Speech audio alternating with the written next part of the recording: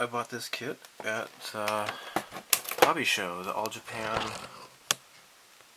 Model Hobby Show 2017. So this kit came out in October, and I bought this kit at the Beaver booth, which is essentially Hobby Link Japan. That's their wholesale their wholesale business. Same owner, Scott Hards. He owns both companies. So this is the 148 Curtis P-40 Warhawk.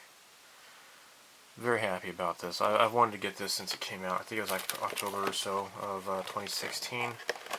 And which is really nice is, unlike other Airfix kits that I have, it opens this way instead of just through the side. Cartograph decals, very appreciated. Let's take a look inside. Now I've already opened up the parts here. Let's take a look at the decals though, since I just grabbed my eye here. So this has the 15th Pursuit Group. This was stationed at Pearl Harbor. And this here is the decals for the Flying Tigers, the Hells Angels Squadron number 47, piloted by Robert Smith. Has some really nice decals here for like the nose step and stuff like that, which is missing on some of the other P-40 Warhawk kits that I have accumulated. So really nice decals. Of course, it also has the Taiwanese, or back then it was the Republic of China, the roundels. Okay, so let's move this out of the way.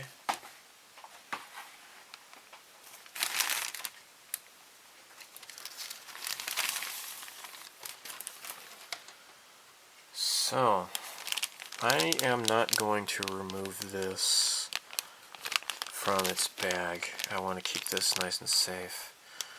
But a lot of older kits, they would have the clear parts just rattling around inside with the rest of the runners. But that is certainly not the case here, and that is much appreciated. So it looks like there are two different canopies here. I'm not sure what this is about, unless one is meant for having it posed in an open position. I'm not sure.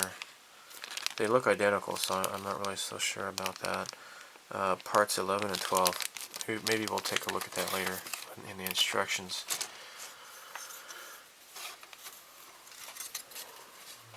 Really nice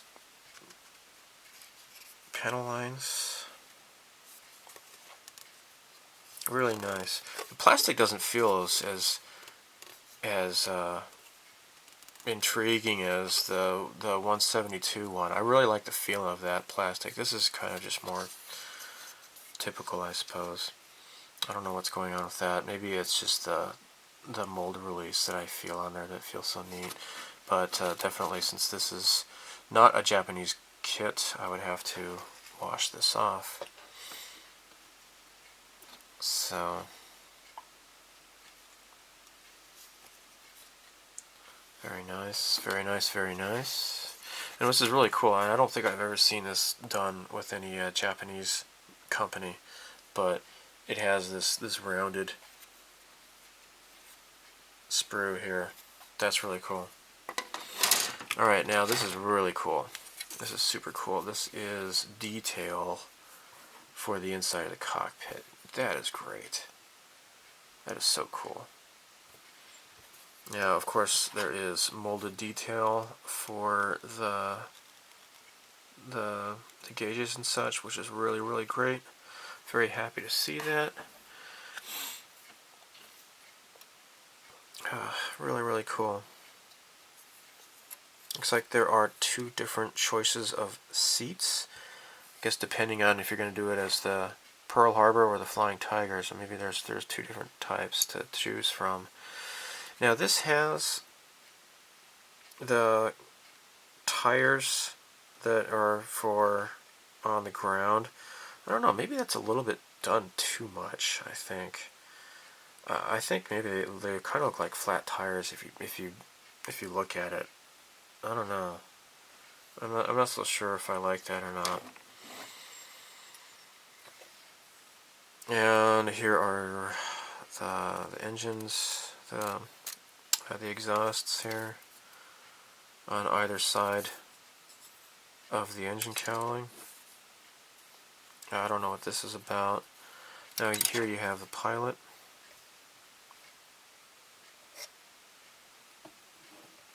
Looks fairly piloty. This is pretty cool. I don't know what this is about. Maybe this is the underside of the airplane. I'm not so sure. And here we have the wings, the underside of the wings, with the landing gears. Hopefully you can pose this in a flying position as well. I'm not sure. Come to think of it, I don't know about the 172. I'd have to look at that again. Yeah. Okay. Now the instructions are here, which are printed on a material which I believe to be paper, perhaps. And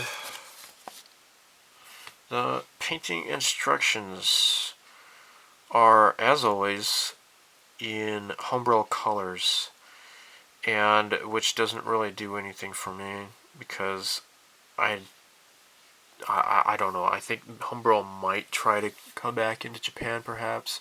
I don't know. If anything, I'd probably have to order them online, but I'm not about to invest in Homebrew paints. I do know the Tamiya paint equivalents for these, and that should be good enough for me. So here are the decal placement instructions for Robert Smith's Flying Tiger. And let's take a look at those optional parts here. So,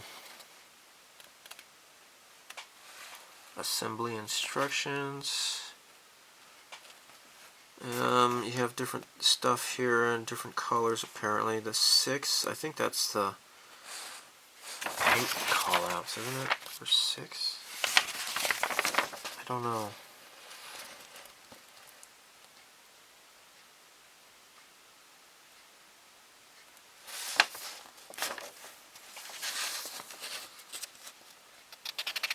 No, I'm sorry. The squares are there. Those are the decal numbers. That's what that is.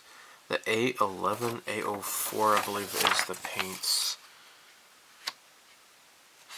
And so here you have the paints given here. And here as well. But these other paints, yeah, the other Airfix kits that I've had, they just have these vague colors. I'm not so sure what's going on there. I think, no, wait, the A, no, I believe that would be the part. I don't know. Yeah, maybe those are the colors that I'm seeing. A10. Let's look at A10 here. Which one is A10? Maybe this is it. Okay.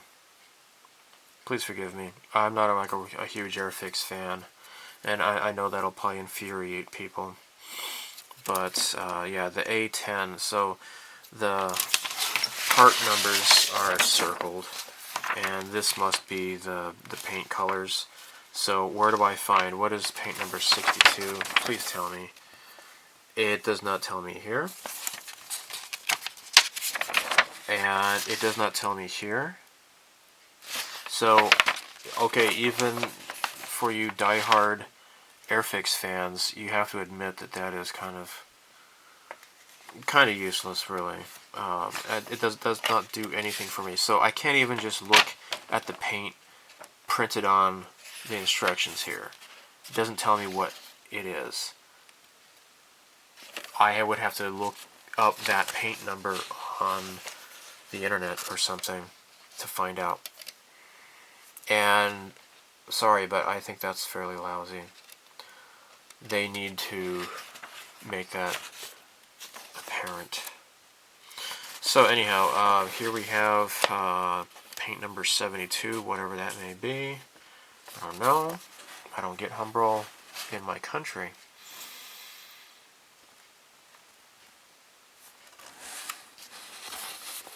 But regardless, the instructions are very easy to understand, apparently. Let's look at the canopy. So, okay, I was right. So one is meant to be slid back. That would be part D11, and then part D12 has it forward. So I kind of like that. That's neat. I'll have to look at my other P-40 Warhawks and see if that if those other kits have that same option or not. If not, maybe I would like to pose this one with an open cockpit, because variety is nice. So there is a website called paintformodels.com, I believe, and they give the paint equivalents, and it used to work, but now I cannot get it to work on, first it was Firefox. It was never able to work on Firefox, but it would work on Chrome. Now I can't get it to work on Chrome. It doesn't work on Opera. Internet Explorer didn't work either. The last time I checked, I don't know what's going on, but yeah, it's just kind of irritating. So anyhow, I'm really excited about this.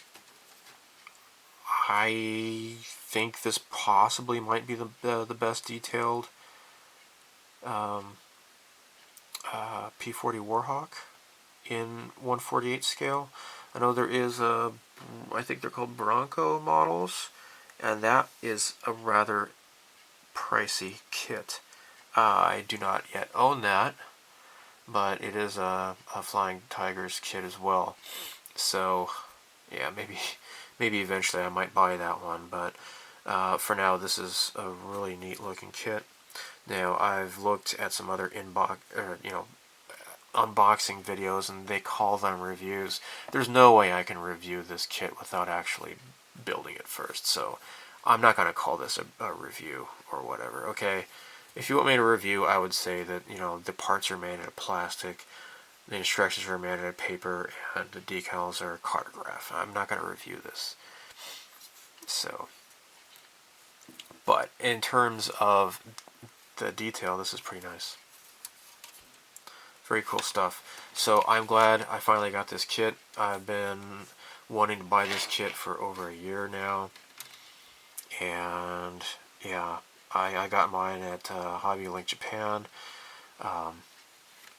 Maybe if you live in North America, you might be able to get it more cheaply than I would normally, but I got this for a really great price, so I'm not complaining. And of course, people in the UK probably can obtain this kit fairly easily, I'm sure. So that's about it. I don't know what else much to say, except that the panel lines are really satisfying. I've noticed that